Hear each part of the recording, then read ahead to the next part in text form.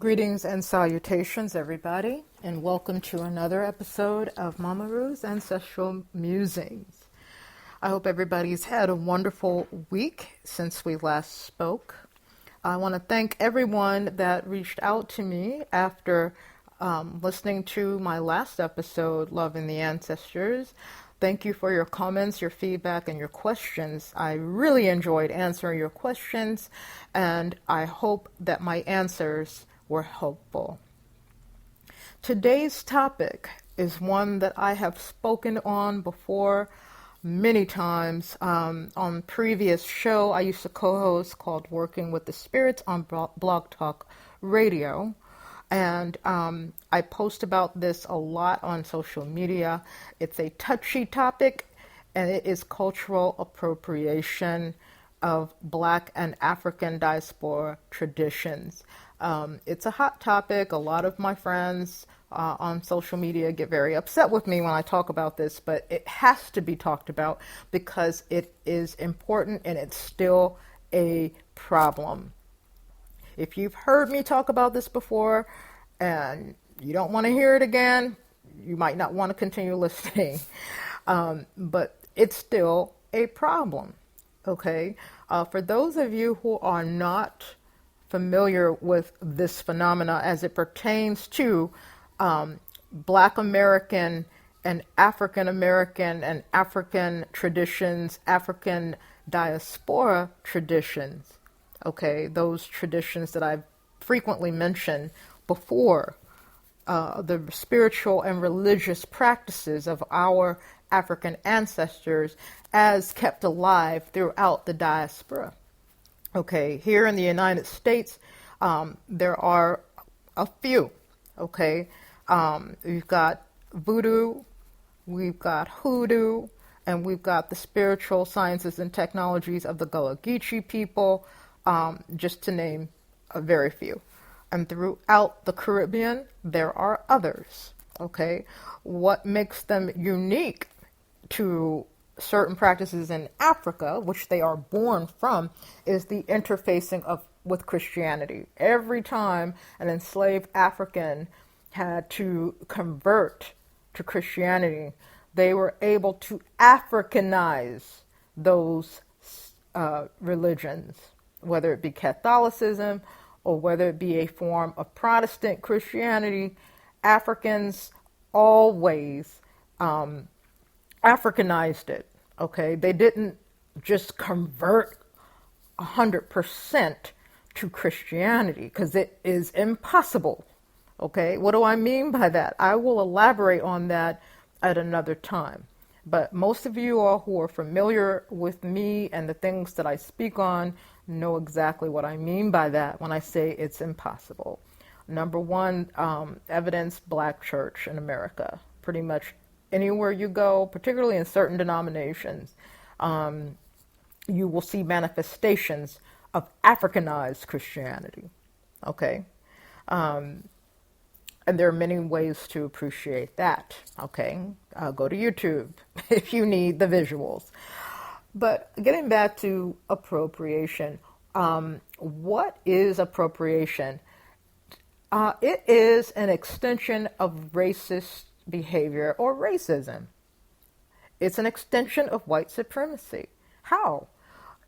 That's when you take a dominant race or culture who steals things from an oppressed culture or the minority culture, okay, or racial group in this case, and they steal certain things from that culture and create based on those things and benefit from it monetarily. Usually it's a monetary gain without giving credit to or money back to the groups that they stole from. Now, there are certain folks out there, okay, and like I said, all our skin folk ain't our kin folk. There are Black people out there that will get really upset and defensive when they hear another Black person say this. And they go, well, wait a minute, Black folks culturally appropriate too. Okay?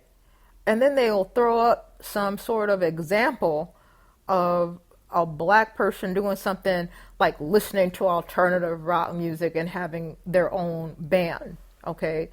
Or they'll throw up skateboard culture, where you see a black person all up into the skateboard culture, and they will turn around and say that that's appropriating. One sister I got into an argument with on social media tried to use Rihanna dressed as a geisha in one of her music videos as an example of a black person appropriating another group's culture. Well, first of all, none of that shit falls true to me, okay? Because in each one of those little so-called examples, you don't see black people as a group, okay, dominating those particular cultures. We don't dominate white culture and then turn around and profit and at the same time hurt them by excluding them from our gain, from exploiting an element of their culture. That does not happen, okay? Black women are not oppressing Asian women, all right? Black people don't oppress Asian people. That does not happen, okay? When it comes to black Americans doing certain things, and the example with the music, please stop it, okay?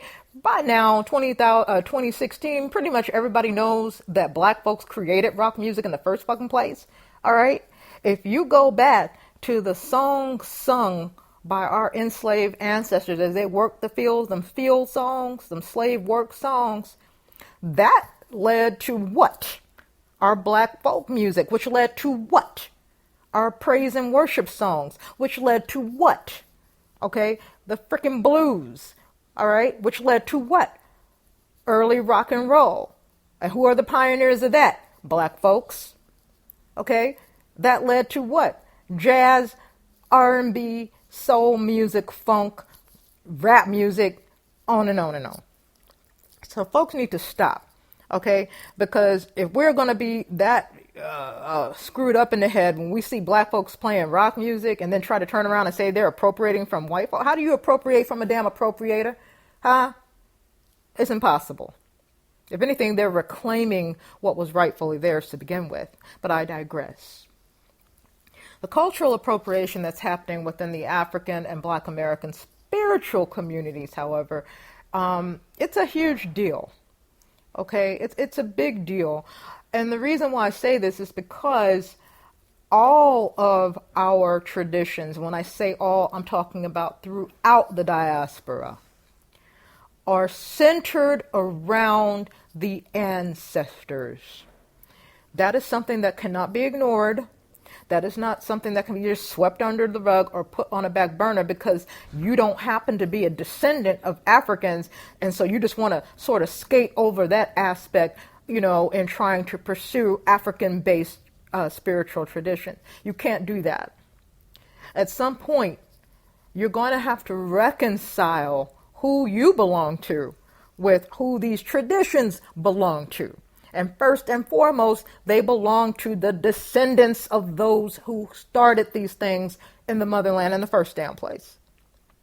Now, when I say things like this, non-black folks get so upset with me, particularly the ones I'm friends with on social media who are initiated. Okay, so I always have to do this little disclaimer, all right, because people think I paint everybody with a broad brush. I look at people individually, all right? I can tell when somebody bullshitting me a mile away, and I can tell when someone is really true and sincere with who they are in the grand scheme of things in terms of the tradition that they are in and whatever titles they may hold within that tradition, all right? So it's evident to me just from my living and my personal relationships with people over the years, I have seen non-African people be called by these spirits. And these people didn't want nothing to do with it. They ran from it for years. And the things that the priest divined for them started coming to pass. And then they started going, oh, there might be something to this, all right? Because everything's been gone to hell ever since that man said it would be. And he said that I would need to be initiated and everything would get back right again. Well, maybe I need to, rethink that. Okay? There ain't nothing I can say or do about that person whose spirits call them for this certain thing. What I have a problem with is these fuckers online who go through every damn occult thing out there. All right. They go through every little thing out there looking for personal power and personal gain. They go through all them pagan traditions and all those Eurocentric traditions. And then they want to go to Native American stuff. And then they want to do the Asian mysticism, Eastern mysticism stuff. Ain't nothing working out. But then, bam, they come across the African stuff and go, oh, okay, let me get into this then. All right. And they're all in it for what? The sorcery aspect. Well, let me tell y'all something right now, okay? That is so fucking disrespectful. It is so disrespectful for you motherfuckers out there to try to come to the traditions of my ancestors, of my kinfolk, just because you want to be able to cherry pick certain parts of it to sort of boost up your own shit as a witch or a sorcerer or whatever you call yourselves, or whatever it is you're trying to do. Okay? And a whole lot of y'all are making incomes out of these things. And what are you giving back to the black community? What are you giving back to the Haitian community? What are you giving back to the Cuban community? What are you giving back to the Brazilian community? Oh, they exist in the United States too, by the way. Okay? There's a thriving Haitian community here where I live. There's a thriving Cuban, Afro-Cuban community here where I live. Okay? All diaspora descendants are represented in the United States. Okay. Dog is in my amen corner because no one else is here. But anyway, there are representatives from all of these groups of people of the diaspora, descendants of the diaspora, children of Africa, okay, represented in these communities all over this country. And I have yet to see anybody who's an outsider of said communities interface with these communities. They're not welcomed in and accepted and seen as a member of the community. Okay? I don't know if that could even happen if one even tried, but at least try. At least give a damn. And when I don't see that happening, it makes me feel some kind of way, because it's obvious to me you don't give a shit about these people. All you care about is what you can take from these people, what you can take from their spirits, what you can take from their ancestors, because that's all your ancestors know, is taking and stealing and pillaging and while everybody else suffers. That's all you know. They said ancestral memory was real. That's not limited to people of color. Okay? That's for everybody. All you got to do to believe that is turn on your local news and see what's going on and see who is hurting who. Okay? It's the same shit all over again. Ancestral memory is real. And it plays out on the daily, right before our eyes. So yes, I have a problem with people who are not descendants of Africans, who are not a part of the diaspora, trying to come in and take aspects of African and diaspora traditions just for personal gain, because that's all it is for. And some of y'all don't even come in and take for personal. You don't even get the proper ceremonies and initiations. You don't even go through any of that, because maybe you tried and you failed. Because there are some honest practitioners out there who either A, won't even entertain you, they won't even engage you because you're an outsider, or number two, they might say, hey, the spirits are probably calling these people, and they do the divination. They're like, no, not gonna happen.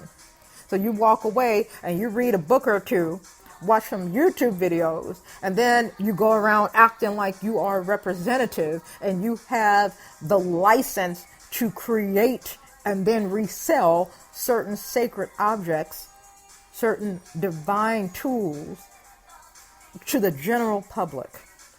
If you guys need any evidence of this, go to Etsy.com right now and look it up and see for yourself.